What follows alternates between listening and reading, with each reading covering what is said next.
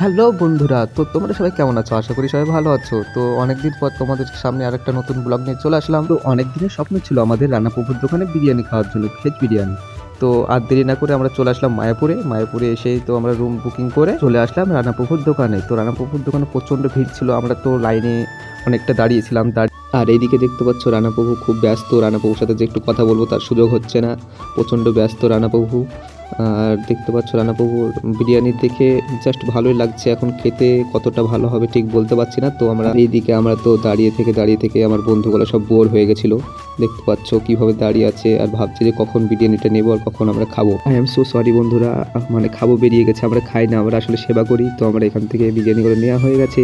এবার আমরা রুমের উদ্দেশ্যে রওনা দিলাম। আমাদের ছোট্ট ছোট্ট পায়ে চলতে চলতে ঠিক রুমে পৌঁছে গেলাম। আর আমার বন্ধুকে দেখতে পাচ্ছ আগে থেকে বিরিয়ানির ঢাকনা খুলে বসে আছে।